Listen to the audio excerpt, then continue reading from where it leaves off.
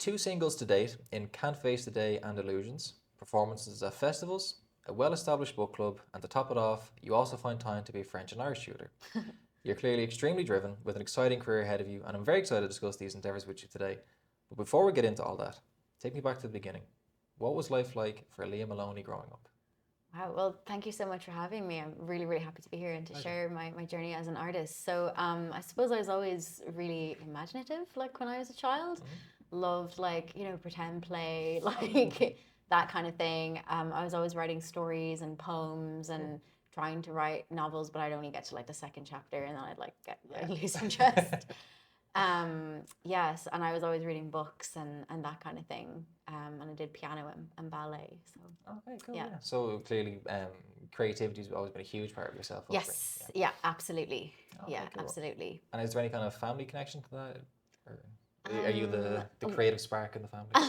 I have to credit my granddad, Richard. He yeah, he really like nourished my creativity growing up, and he's always and still is into like opera and ballet and music. And so he really kind of instilled that in me and encouraged me with my reading and my writing. Like if I used to like write poems as a kid and then he'd like print them off, which was like a huge thing, like have a printer in like 2004. Oh, yeah. And he'd like frame my poems, which was like really cute.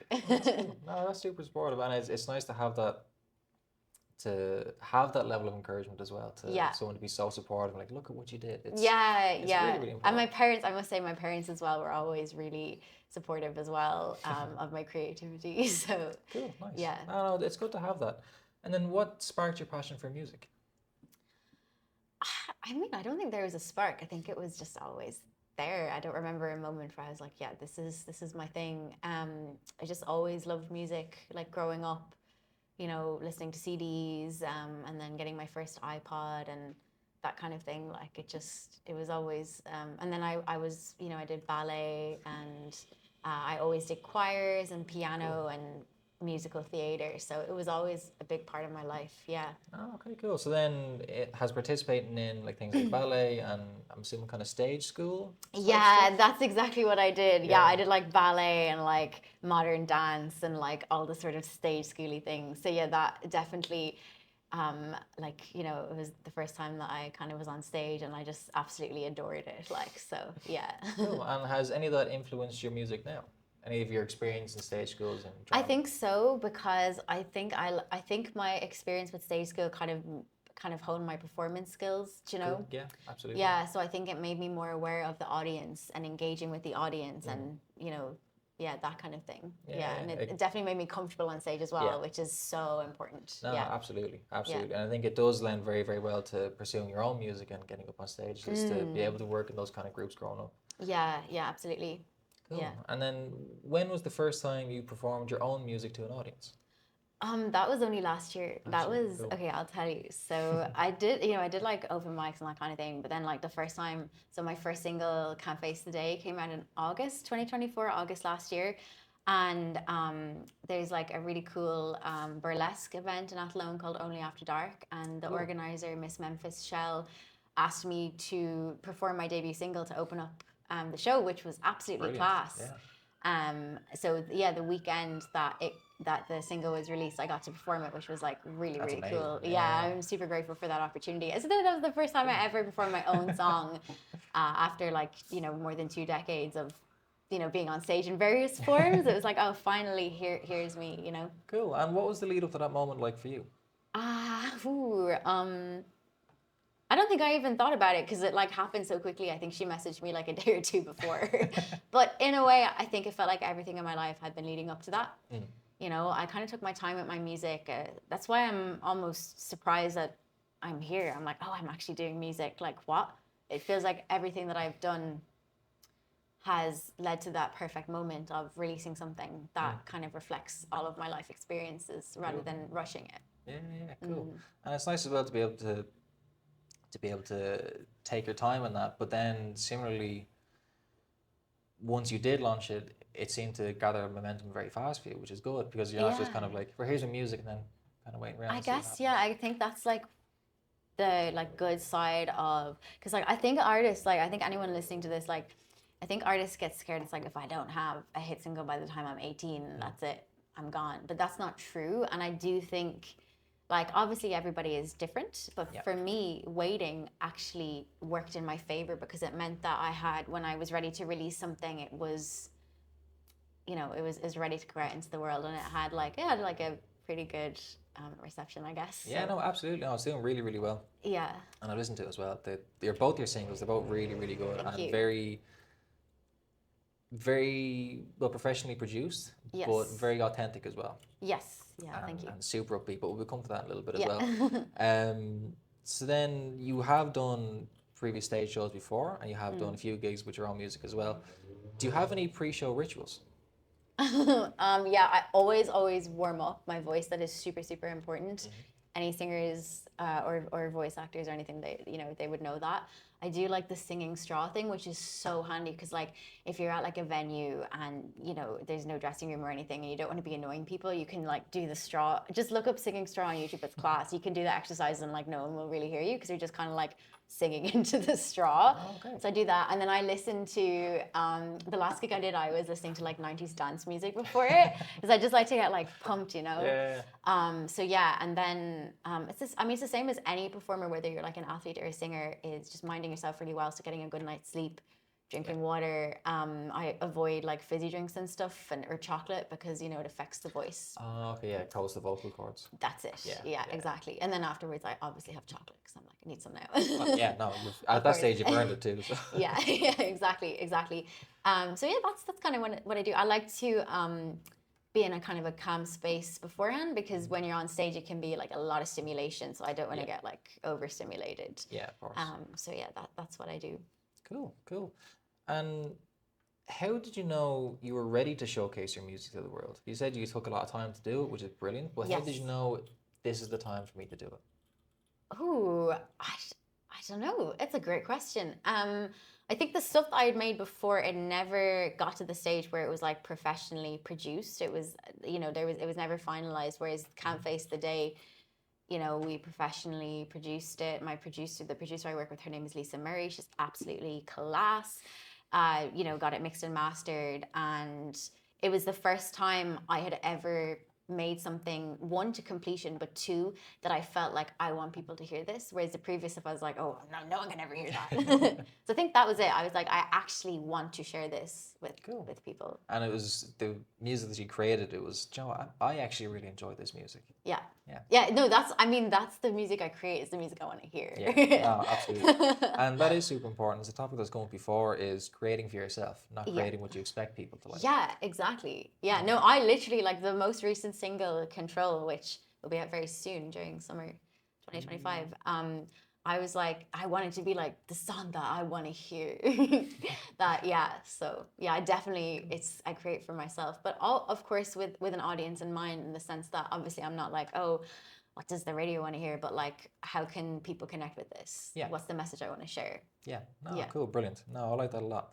It's the exact mentality that you want to have as well, is how, because with the development of, with the development of any kind of art, there is an element of what resonates with yourself and what you want to get out there. So having that idea in mind of, well, how can people resonate with this? What can people take away from this? And it is something that comes up a lot in your lyrics as well, which we'll be kind of bouncing back with shortly as well. Yes, yeah.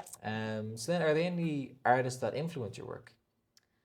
Lord, who just released a new single. I love her stuff. I think her lyrics are quite poetic, and they're quite sensory, and they tell a story. And I think our themes overlap a lot. Like, she also talks a lot about nights out and the repercussions of that. And I love all the bass and the synths. I'm super into 80s. So the next single, Control, I was like, this needs to be like, I just really wanted to harness that like 80s synth vibe. So like Tears for Fears, Aha. I think I can credit my parents for that. Cool. Because they were like 80s kids. So they, they played a lot of that when I was growing up, and that influenced me. Florence and the Machine, of course. And Aurora. And oh my gosh, so many. Marina. Yeah, who I named my cat after, actually. I saw that. That's yeah, really cute. yeah. Marina's 16 years old. She's going strong. Yeah, Cool. but yeah, I think Marina's stuff in particular, because Marina also has an interest in psychology, which I have a degree in, and her lyrics, I just think her lyrics are absolutely incredible. Like they're really introspective, and they talk about society, and also like about her own kind of mental health. Yeah, cool. And do you think, having seen artists, say for example Marina, who do discuss topics like that, did that help you in your own songwriting in particular? Like, did it give you the kind of freedom to I think maybe I so. can discuss this and incorporate That's it into actually music? that's actually so true, because if they hadn't done it, like for example, Marina Obsessions, I think I started listening to that song for time when I was like 13 or 14. And she talks about kind of like, well, I think she's talking about like an eating disorder and maybe OCD. And then Florence and the Machine had Hunger, in which she spoke, I mean, it's called Hunger, she also spoke about an eating disorder and drug use and things like that. And I was like, yeah, I guess that made me think, okay, I'm not the first one doing this. So I have to credit those women and other incredible songwriters who kind of like paved the way to be like, actually, we can talk about our mental health. It's fine. We can put it in pop songs. Yeah. Let's do it. Let's make a bop out of it. No, cool, brilliant. It's good to have those levels of inspiration, but also people that do kind of pave the way for topics and discussions like that, and to be able to incorporate it in such a fun way too, because they are serious issues. They are, yeah, they really are. Yeah. Like, yeah. But then to be able to open that discussion then for those type of issues where it's also not so somber, and then again for the arts as well, I'd imagine there is that level of catharsis involved too. Absolutely, yeah. It is really, really cathartic to write about these things and then to put a cool beat to it, like. And I think it's like because some things I like would not be able to talk about like openly, whereas like with the songs, I'm like, it's all there. If you listen carefully enough, you'll hear what I'm talking about. Yeah. Oh, brilliant! And then you are still relatively early in your career as an artist. Definitely, yeah. I'm a baby artist, is how I say. I'm a baby artist. So it's 2024.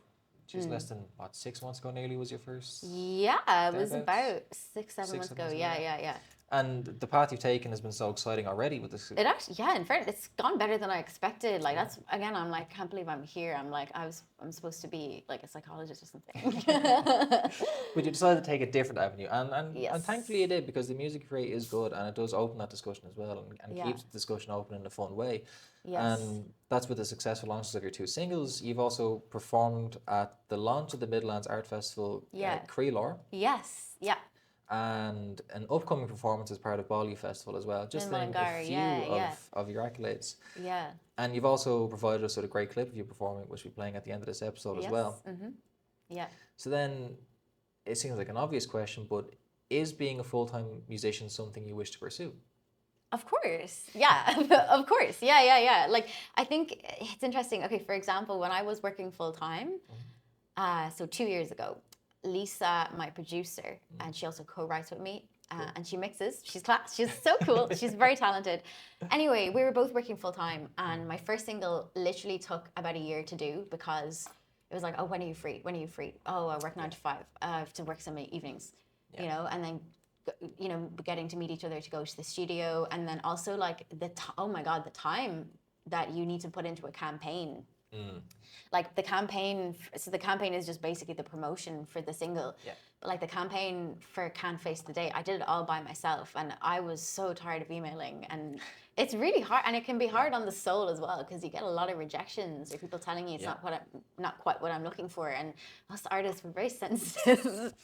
It's a hard one to hear. It is, really is. yeah, but anyway, so then my work circumstances changed a bit, and so did Lisa's, and we both of us actually at the same time took a sort of leap of faith, and and we got the next single done in like 2 months or something. And then the current single, the upcoming single, I got support from the Westmeath Arts Office. Brilliant. And that will also go towards the cost of another single. But like me and Lisa, like we just worked so quickly on it, and it's just interesting. It's like if I was a full-time artist, like I'd have an album ready in like a few months. Yeah. I would. Like, it's all the stuff is there. I just need the time, which, shows the importance of supporting the arts. Absolutely, no, 100%. But yeah, so I definitely would like to be a full-time musician, but it is very, very hard. And that's something that I want to be real about, because even musicians in Ireland who are, getting a lot of radio play and stuff, most of them, people probably don't know this, most of them work as well. Like, and I think that's important to sort of make that clear to people, because I think anyone listening to this who wants to pursue a career in the arts, it makes it actually more achievable. It's like, I to be quite honest with you, I make very little, if not no money from music at the moment, and I earn my money in different ways, and that's okay. Yeah. That's okay. And yeah, maybe that will change. At the same time, I have so many different interests, and I actually really like what I do, which is I tutor French and Irish. I love languages.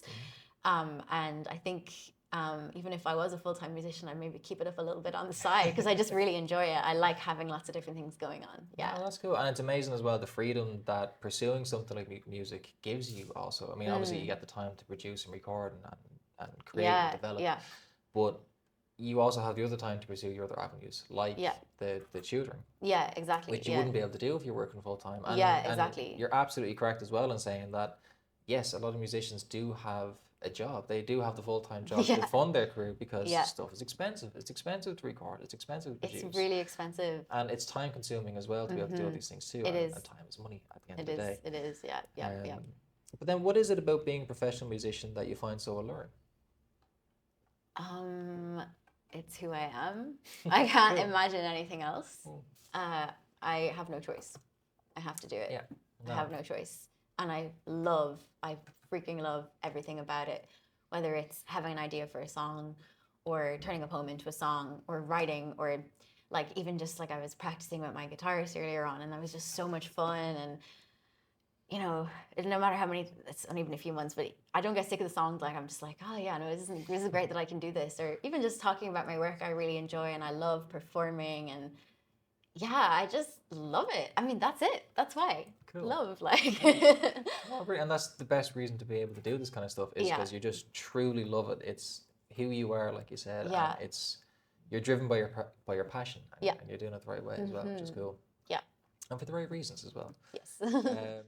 I'd just like to take a brief moment to thank Pausa Caffe for helping support the creation of the artist journey. Without their support, we wouldn't have a location to film in, so please show them some love by heading to their Instagram page. And for the best coffee and lunch served by the friendliest staff, you can visit their locations on Townsend Street in Dublin 2 and Berkeley Road, Dublin 1, where this show is filmed. Thanks, Pausa. Back to the show. So then we will come back to your music shortly, but before we do, in the bio of your Instagram page, you have Between Two Books mentioned. Yes. What is Between Two Books? Between Two Books is a book club that I set up for Florence and the Machine, who's also one of my kind of biggest musical inspirations. So the short story, or the long story short, is that I was a really big fan of Florence and the Machine from the age of like 13. Like, I think it was like the Lungs, her first album was like the first album I downloaded on my little iPod, like my little, little iPod Nano or whatever it was.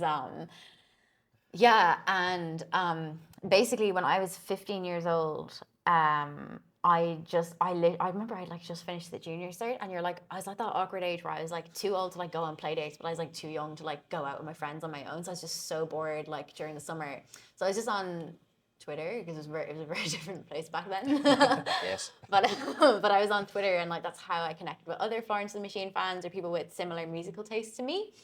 And Florence like tweeted this photo of herself outside a bookshop in Portland in Oregon called Powell's, and it's got like loads of floors and loads of books. And then I just had this idea, and I was like, oh my god, she should have a book club, because she's like, she's famous, and she could like use that to advocate for reading. And I knew from being a fan that like her lyrics were very like literary, and like lots of literary allusions in them, and she clearly loved books. So, and I was thinking of like Oprah having a book club and stuff. And there's quite a few celebrity book clubs now, but I think this was definitely one of the first ones online. Cool.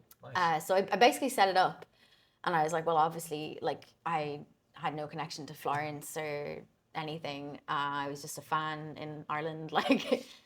So I was like, okay, well, like it could just be a little fan thing. Like we can like read books that she's mentioned in interviews or whatever that she tweets. Okay, cool.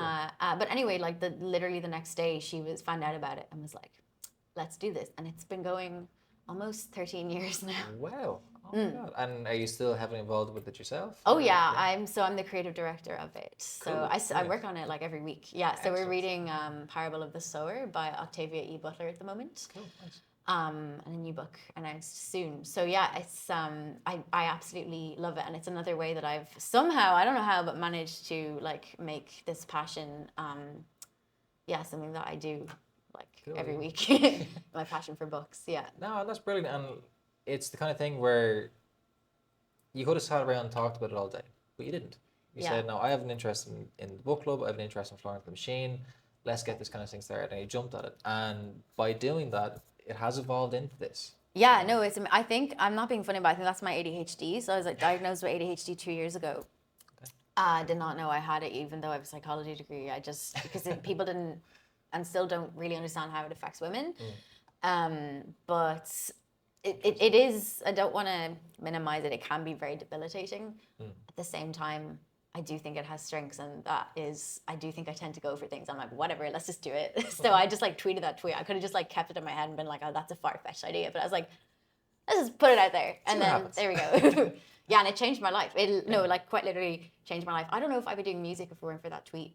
Interesting. Because I've been so, you know, working closely with Florence and seeing her life as a pop star. Like I've been obviously very, very influenced by it. And I suppose it gave me the encouragement to do it myself.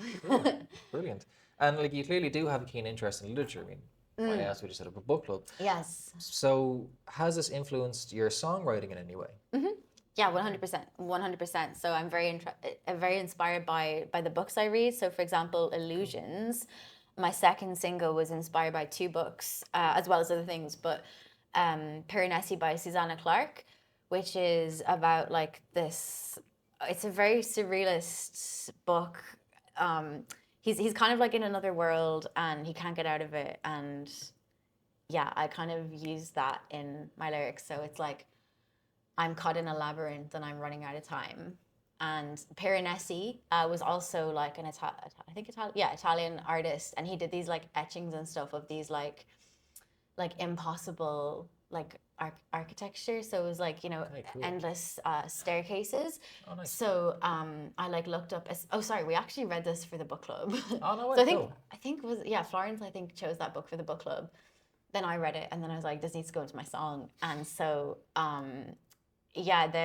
there's a line that's like, the staircases unwind. And I remember I like played it for a friend and they were like, that's not very clear. And I'm like, that's because you don't know the staircases from the etching. They're all these like winding, impossible staircases.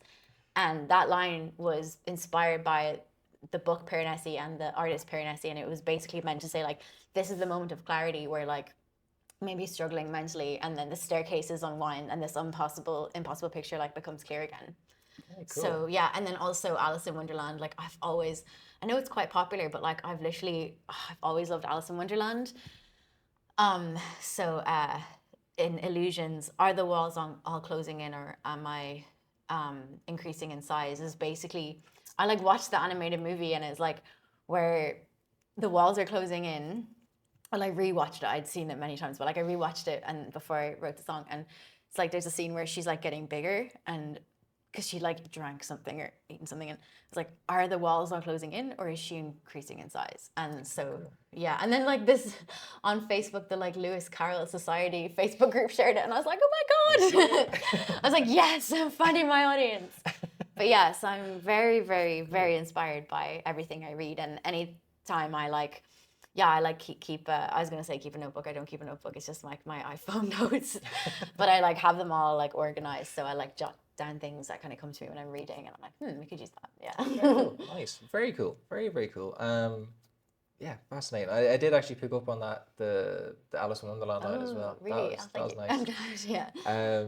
So you did mention Florence, who is one of your inspirations in terms of writing music, even before that you'd actually connected. She was someone that 100%. you listen to quite often. And it's incredible to have the opportunity to collaborate with someone that you look up to, and to have such a positive experience with that as well. Yeah. And particularly in your case, someone who's had the influence and development of your own music. So then, talk to me about the songwriting process itself. So you said you you have your notes app. So Yeah. is there anything else that you kind of do, Um, or do you collaborate a lot with Lisa, with yeah, Lisa? yeah, yeah. So basically, so it depends. So basically, for illusions, I had written illusions down, I think maybe like 8, 7 years ago. Okay, And I was like, that's going to be the title of my EP. I cool. just love Okay. this word and what it could mean. And then I brought it to Lisa and I was like, this is going to be the song. And then I basically told the whole story and then we just co-wrote it then. So it kind of started as almost like a storyboard. It's like, this is what's gonna happen. This is where we're gonna end up. There we go. Okay, cool. But then for Control, the one that's gonna be released soon, that was a poem that I wrote 7 years ago, and I basically brought it to Lisa, and I was like, it's gonna be turned into a song. And I think that was a really interesting process because basically the poem just didn't fit into a song. Sometimes that could work. But we had to change it. Now, to be fair, most of the poem is used in the song. But for example, like we had to turn it into a chorus, or we had to turn parts of the song into a chorus. Okay. And then like there was a bit that we were trying to fit into the second verse, and it just was not working, and I wasn't happy with it. And I was just like, you know what? We're just gonna write a whole new verse, which is what we did. Okay, So I think cool. that was a really interesting process, like the difference between like what is a poem, what is a song, and like. You know, they're similar, but they are different. Yeah, yeah, no, absolutely. And it's an interesting thing too of when we want something like that to fit, and sometimes it just doesn't, and you have to make that decision of, you know, actually this just isn't working. Yes, at all. exactly. Yeah. Yeah. I think any kind of art and music writing in particular does have that thing where you have to make decisions like that, and you can't be so Precious about it. so Yeah, precious. yeah, Yes, yeah, that's a yeah. much nicer word than I was thinking. But yeah, no, it is the thing of like, do you know what, I just have to move on from this. You still want to create the song. You're Yeah. not stuck in that block. It's okay. Now, how can we actually? It just like developed, like it developed from yeah. a poem into a song. And then what I did at my set at Creelor was I opened it by reading the poem, and I was like, "You're gonna hear this at the end of the Cool. set, but it's gonna Okay. sound different." Yeah, nice. Yeah. Oh, brilliant. And it's nice then to be able to incorporate that into your set then. Yeah, I had to be. I haven't seen it that much, but I think it's pretty cool. I think I should do Yeah. more of that. Yeah. Absolutely. Well, you should do more of that. That's I your thing. will. Yeah. That's Leah's thing now. We're claiming it. Brilliant. And I was going through your Spotify. Yeah. Sorry, I was going through your Spotify bio while listening to your music, and it mentions that you have a background in psychology and a fascination for the human mind and behavior, Yes. Yeah.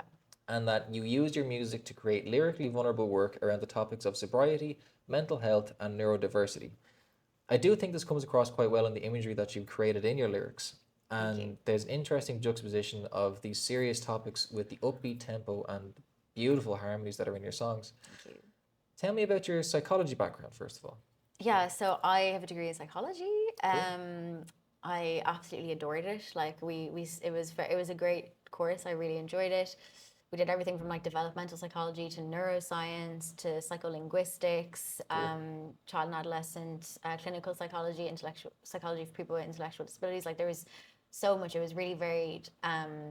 So yeah, I adored it, and whilst I'm not becoming a psychologist just yet, perhaps in the future that door Maybe. is still open to me. Absolutely.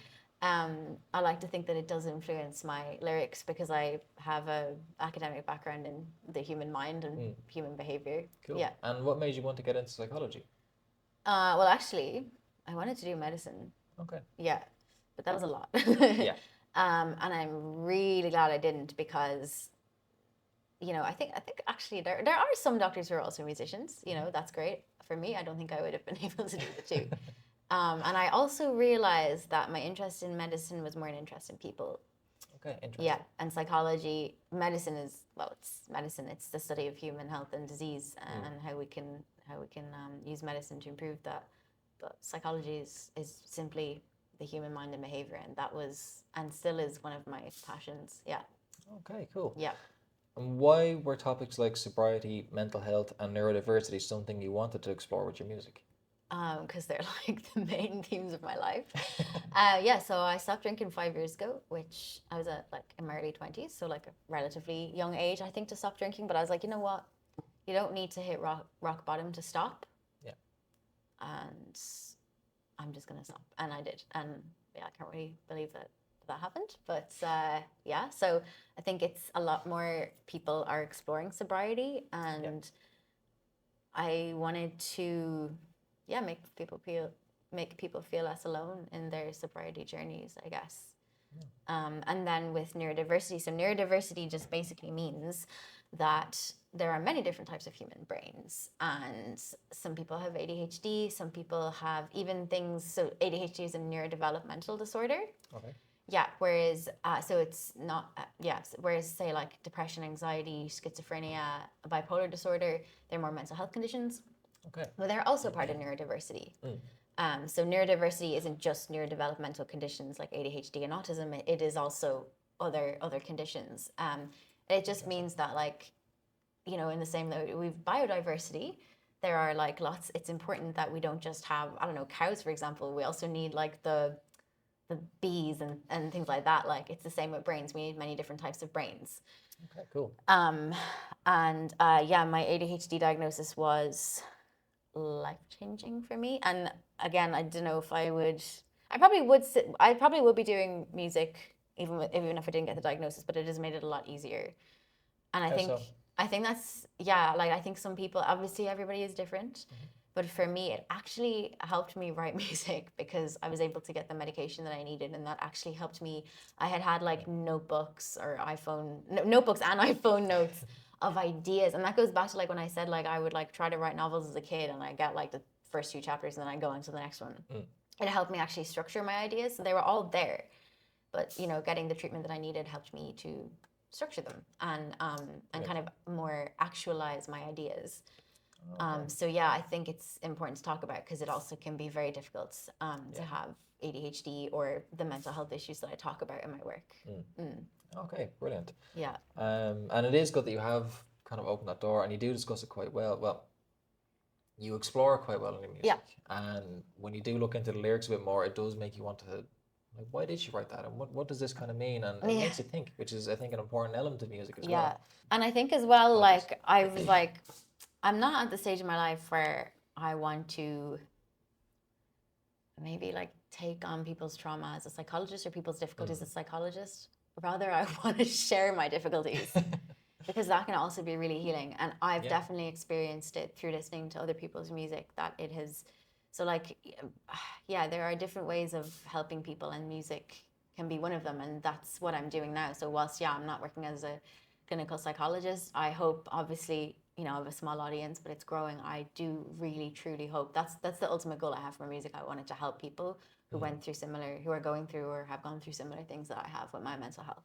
Cool, brilliant. And it is one of the things I like about your music too, is that, like I said, despite the fact that the subject matter is quite heavy, the music that's behind it, the beats that are to it, they're very dancey. And what's great about that is you can get a lot out with dancing. I know. So Yeah, that's good why I for did that. it. Yeah. And also, I just love upbeat music. I know. There's a place obviously for, you know, other types of music, and 100%. I like it too. But the music I want to create is upbeat. So I'm like, I don't care if the lyrics are sad. Like, I wanna just dance and like, yeah. I want to groove. Yeah, exactly. And I think it can be I think it can be like a useful combination because like you can like dance away your worries. No, you truly can, and it's something that I perhaps don't do enough, but I do notice myself that, say, if I'm at a festival, that's when I do my I'm going to say best dancing. I'm going to do my most dancing. But you do feel great after it. Yeah. Do you know? Like, it is that kind of, like whatever was going on in my head at the time. Yeah. It totally is. And then if you combine it with like lyrics that hopefully may resonate with people, that's what I hope. Yeah, it can be really cathartic. Yeah. Yeah, no, 100%. And listen, we have obviously talked a lot about mental health just now. So what are some things that you do to look after your own mental health? Therapy, super important. Cool. I take medication. You know, that's obviously, everybody is different. You know, you have to go to your doctor to get. But for me, yes, that works for me. I go to the gym. I started weightlifting a couple of years ago, and that actually really works for me. And then like the basics. Like for some people, the basics aren't enough. To be honest, that's me. That's why I take medication and go. And I was about to say go to the gym. No, and go to therapy. But combined with the basics, getting enough sleep, drinking enough water, eating good food, going for walks. And I think I also have blocks on my social media that I can't access after a certain time. And oh my God, that is so helpful. Brilliant. Yeah, and then just like connecting with friends and family in person. Yeah, so that's what I do. And to be honest, I take my mental health extremely seriously, and I'm very much an advocate for myself, which can be hard because it does feel like some of the stuff that I live with is quite invisible. And in fairness, like everybody in my life is super understanding, but in wider society, sometimes people aren't so understanding about these things. Like just because it's invisible doesn't mean it's not affecting me. No, absolutely. Yeah. So like I'm a loud advocate for myself, and 100%. I think that's important because some people can't advocate. So, you know, if I advocate for these issues that affect a lot of people, such as with ADHD, then hopefully, yeah, that helps society become more understanding and accommodating of people who live with these conditions. No, brilliant. And I think your insight to this is quite interesting too, because you do have that background in psychology. Yes, yeah. And what interests me in particular is that I've seen a lot of artists that have struggled with this kind of thing. And it's a topic that I've discussed a lot already in the 2 episodes I've done before this, is the notion of burnout. So it's great to have someone that has a little bit of a background and to be able to discuss on, okay, well, mental health is obviously an issue, but what are the tools that we can have to look after ourselves? And I think having the basics, like you said, is very important. Yeah. But also that things like therapy is obviously an avenue, and it's a very important avenue as well. Yeah. So thank you so much for your insight in that. I do really appreciate that. Oh, it's a pleasure. Yep, it's a pleasure. The Artist Journey is proudly in support of the Safe Gigs Ireland initiative. Safe Gigs Ireland is all about safety at live events. That means we want to keep them free from any kind of abuse, be it racial or sexual, and we advocate for anti-spiking as well. For more information, like tips on staying safe at live events, please visit safegigs.ie. Both of your singles are studio recorded. Yeah. And you've done some interesting gigs at festivals, which you previously mentioned. Is there anything that surprised you about what you've experienced of the music industry so far? Yeah, it's been really nice. Cool. It's actually been really, like, that surprised me because I was like, oh, I'm like a newcomer. Like, and I was like, I'm not a real musician. I only have one song out, like, you know. But everyone's been really nice. And I've actually made new friends. And like everybody is so supportive and is looking out for you. And I've gotten so much great advice and help and support, and that's been really, really lovely. And I really have to say my hometown, Athlone, and the wider kind of Westmeath area has just been amazing. Brilliant. They've been so supportive. Like I've gotten quite a few opportunities in Athlone, and I'm just so grateful for it. And I didn't I'm not just saying this, I did not expect it. Like I did not expect it. So yeah, so it's been really nice. It's been really lovely. So that is cool to have such a positive surprise of your experience in the music industry. Yeah. And you have spoken with the workload as well. How have you been able to cope with that? Because it is recording, it is getting music out there, publicists. Yeah, like when you're totally independent, which I am. I have no manager, I have no agent, no anything. It is a lot. Like you are doing everything yourself. Yeah. And yeah, it's a lot. Like, and you do kind of like I'm trying to. I think for my next single, I'm gonna try offload the work by hiring some people to help me because I'm kind of at that stage now. I'm like, it's a lot. And I did notice actually that when I released my first single and then my second single, I was just very burnt out. And I think a piece of advice I would give is to not look at your statistics too much, like who's listening. And like, I think, yeah, it's good to have an idea, but like, I was like becoming a bit obsessed. I was like, oh my God, like I've only got this many streams, and like, you know, and yeah, so that was hard. So I kind of not distance, but like tried to not focus on those things as much. Yeah. But yeah, so that's kind of why I took a big break between, well, not, you know, like the last one was released in October. It's like I really want to just focus on being creative and not on promo. Yeah. And now I'm ready for more promo. There we go. No, but it is the thing though, like you're an artist, but unfortunately when it comes to putting your art out into the world, a lot of it isn't artistic. A lot of it is business. A lot of it is like filling in forms for grants. A lot of that too. Yeah, absolutely. Yeah, exactly. Yeah, and like organizing things and like sending over your tech writer and getting gigs and sending them over your yeah, it's a lot. Yeah. Absolutely. And then what about the cost of business or the cost of making your art? It's really expensive. It's really, really expensive. And I think I won't give exact figures, but I don't think people realize that any art form is expensive to like you can't just make it out of nothing. So, some art forms obviously are different to others. I'm not going to give examples because I don't want to speak for other art forms, but like with music, depending on the type of music that you're making, for me it's kind of like pop on the alternative side.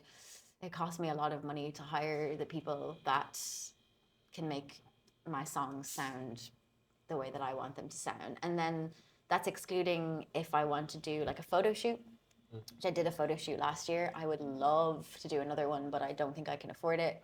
I'd love to do a music video. I'd love, like I said, I'm thinking of hiring some people to help me do some aspects of the business side of things, but can I afford it? Not sure.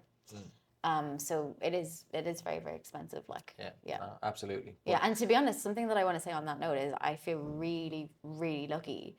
Like in some ways, you know, I've had some difficulties, I think, you know, as a neurodivergent person and stuff like that. But in other ways, I'm really, really lucky because for example, if I was a full-time carer for a family member, there's no way I'd be doing this. Yeah. And I think about people like that and how we can support them to maybe participate in the arts if they so wish. Yeah, no, that is a very interesting point because it is one thing to have the drive and the ambition and the goals that you want to achieve, but then life is life, and unfortunately your situation doesn't allow you to do those things, even if you have the funds to back it up, but you have responsibilities as well. Yeah, exactly. Yeah, and the thing is, like, you have to make money to live, but then you also have to make money to fund your work. You know, and that's why, like I said it already, but like if it was not for the grant that I got from Westmeath County Council, like I would not be releasing a new single. I would, like, I eventually would do it, but it would, one, be a lot harder, and two, I probably wouldn't get to do it as soon as I'm doing it. So, you know, it's super, super important to support the arts. No, absolutely, absolutely. And the more structure we have within the government, the better to do that, because Ireland has such an amazing pool of talent. Yeah, we do. It's incredible, and even the amount of people that I've met doing my own work as a promoter, it really never ceases to amaze me how many talented artists there are out there. Yeah, in so many different art forms. Yeah, absolutely. But then there's only so much money out there, and there's only so much grants that are available. And think of all the people who could be doing this that can't. Yeah. You know. Oh, it's cool. Like the amount of art that we're truly missing out on. So true. So true. But yeah, luckily we're in a position where you're doing your art. And somehow. I think I'm personally quite grateful for that, because I do quite like your music, and thank you. I do think it does have a very important place, and it's interesting, and you're clearly interested in it as well, which really, really comes across even as I'm speaking to you. Thank you. So on your music, what are some projects that you're working on now? So you have a single that's coming up. Yes, I have a single, and basically I am releasing an EP, but I'm kind of in this digital age, in the streaming era.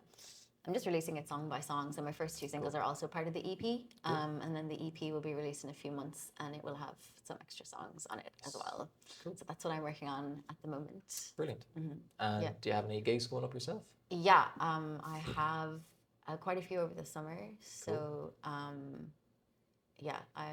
I think some of the dates are to be announced, but yeah, and then I'm supporting Ciara Lawless at Soundhouse, which is a Raise the Bar event. Certainly is. It's on the 26th of September, and that will be my first big Dublin gig. Cool. Yeah, I'm also performing on the 8th of June. Cool. Yeah, in Books Upstairs, and that'll be my first ever Dublin gig. Oh, okay, yeah. Brilliant. And that's so like Books Upstairs. That's so cool, and it's perfect because I love reading and stuff. Yeah, that ties really, really well into the character too. Yeah. That's amazing. Cool. Yeah, and I'm performing soon also in Athlone Library and in Athlone Bookshop. Cool. Athlone Bookshop is amazing. It's a really great bookshop. You should definitely visit it. Cool. I actually have to check it out in Athlone. I do go through there quite a bit, so yeah, I'll have to make a good stop there. So then, what are some things that you're looking forward to in your career as a musician? What's on Liadh Moloney's vision board? Oh, I have big dreams, but I'm scared of them. I'd obviously like to do a headline show. Actually, do you know what?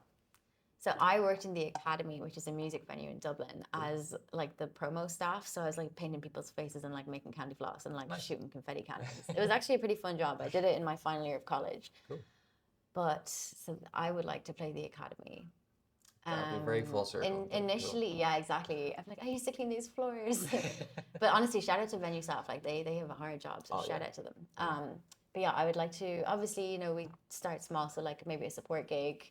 There's like 3 rooms in the academy, but we're gonna build up to a headline show in the main room in the academy. Cool. So that's, yeah. I would eventually like to release an album that's gonna be down the line, but I know what it's gonna be called. Ooh. I'm not telling. No, I'm keeping that. We'll save that for the Yes, promo. exactly. But yeah, I think, and I'd like to do a tour around Ireland initially, and then maybe further afield. I love traveling, and I'm fluent in French as well, so like I can do other French speaking countries. Yeah, so those are some things on my vision board. Brilliant. Yeah, and I suppose I'd love to play like. I'm super grateful to have had the opportunity to perform at my first festival, Creelor, in my hometown of Athlone. But I'd also love to perform at a festival that I like attended a few years ago. So like Body and Soul, which is also in Westmeath. Cool. All Together Now, Electric Picnic. Those are festivals that I've really enjoyed as a like festival goer. So I think it'd be really cool to be able to play them. Cool. No, I think if you keep doing what you're doing now, keep making the music that you make, and keep that drive, energy, and enthusiasm for your music, I've no reason to believe otherwise that you'll be able to do all these things. Thank you so I much. do hope you keep pursuing it and Thank you. and Keep keep your head going. down and getting there. Absolutely. And what advice would you give to someone who's considering going on their own artist journey as a singer like yourself? Don't like it's. I already said this, but like it's so normal to have a different job. And sometimes it's actually good because without that, you're not going to have this ability in your life to be able to create music and to fund a music career. And to not be ashamed of that and to realize that it's really, really normal. Because I think when I was like a bit younger, I was like, oh, like this person's singing and they're doing it. And I'm like, that's impossible for me. But actually, little did I know that those people were also like doing day jobs or different. A lot of us are like, gig economy, like doing little bits here and there. Yeah, don't be, yeah. And I think actually as well is don't feel like, okay, I know it's a bit silly, but I thought I was like too old. Because there is, and I think there's a lot of pressure on women in particular. Like, I was saying like, oh, you have to like, be like 18 or 19 and have your hit single or whatever. But imagine if I'd said that, like I wouldn't be here right now. So yeah, don't be, and also like don't be afraid to take your time, which is what I did. Obviously everybody's different. Some people are like ready to release their first single when they're like 19. Cool, amazing, so cool. For me, that wasn't me, and I had a different journey, and I'm really proud of that, and I think it made my work better. Cool. Yeah. No, that's absolutely solid advice. I do appreciate that a lot, and I'm sure a lot of people listening will appreciate that too. Yeah. Oh, and also if you get rejected for grants, just keep going, because I was like so heartbroken when I got my first rejection. I was like, I'm done. I'm never doing. But then I just kept going, and I got one eventually. Yeah. So yeah, but it is really hard. I think it's. We do need more funding for the arts, but we're so sensitive, and then we're like, oh, like. But no, you're dead right. Like you do Yeah. have to have that kind of thing of, I didn't get this grant, but I'm going to apply for the next one. I didn't get this opportunity, but I'm going to keep going and get the next one. Exactly. You do have to be strong enough to be able to keep going and do that, and expect that rejections are kind of part of the process. They are. I hate it. But it's disgusting. But it is part of the process, and like honestly, again, like it's so easy to compare ourselves on social media, but like. That's why I like to be open about my rejections, because I'm like, it's normal. It's inevitable, actually. Yeah. It's inevitable, and it's not shown, because like you see someone, I don't know, getting an award or getting a grant or whatever, and it's like you haven't seen the like 2,000 rejections. Exactly so yeah, it's very normal. If you're not getting rejected, you're not applying for enough grants. That's 100% the case. I'm going to get that in a t-shirt, because that's absolutely true. Yeah. That t-shirt will sell as well. Yeah. And it'll fund this project. Yeah. Look, we're at the end of the interview now, okay? And I do want to thank you so much for your time today. You came all the way down from Athlone for this interview. Well, it's such a pleasure. I do really appreciate you coming down, discussing your life and your career with us, and bringing your insights to us. But I do have one more question for you. What impact do you hope to have on future generations of artists? Wow, what a question. I hope that there will be more funding. I hope that there will be more funding, and yeah, I hope that there's better mental health supports for artists, and that artists, kind of like how my favorite artists inspired me, and made me realize it was okay to talk about certain things, that I hope that future generations will think that too. And that the most important thing is your mental health, and you cannot, because unfortunately I think the music industry in particular has had, a lot, people struggle a lot with their mental health, and unfortunately people have died quite young, and like you're not going to be able to produce the art that you want to produce if you're not looking after yourself. Yep. I would not be doing what I'm doing if I hadn't fought so hard to just look after myself, so I think that's the impact that I would like to have. Brilliant. That's very, very cool. Liadh, thank you very much for coming down today. Thank you. Cheers. It was such a pleasure. Thank you so much. You're Thanks. welcome. Thank you.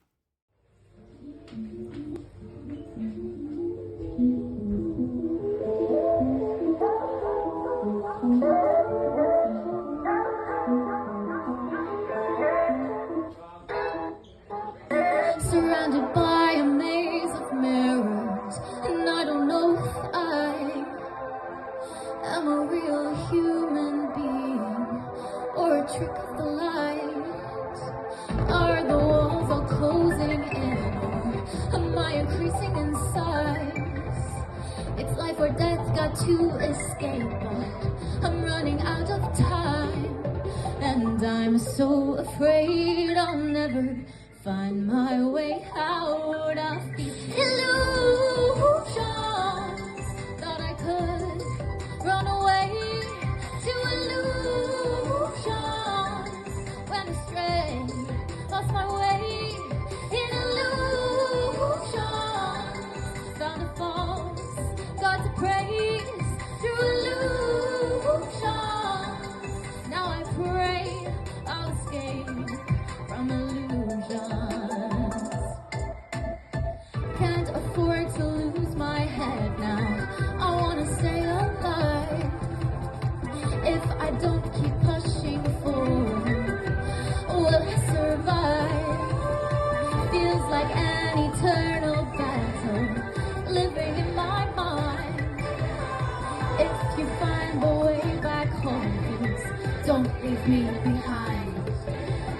Hold on to hope, I will find my way out of these illusions. Thought I could run away to illusions. Went astray, lost my way in illusions. Found a false God to praise through illusions. Now I pray I'll escape from illusions. I want to see people dancing. Come on, come on, come on.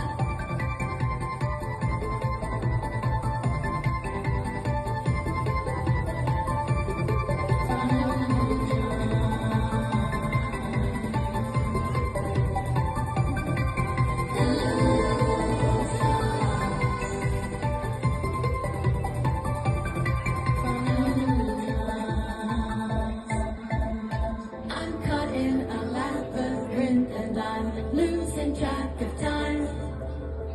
Stuck in a hallucination, I must reclaim my mind. Break out of this vicious cycle, I'm coming back to life. Everything is lucid now, the staircase is unwind. Start to find my own way home, the end is now inside. Illusions, thought I could run away to illusions. Went astray, lost my way in illusions. Found a false God to praise through illusions. Now I pray I'll escape from illusions.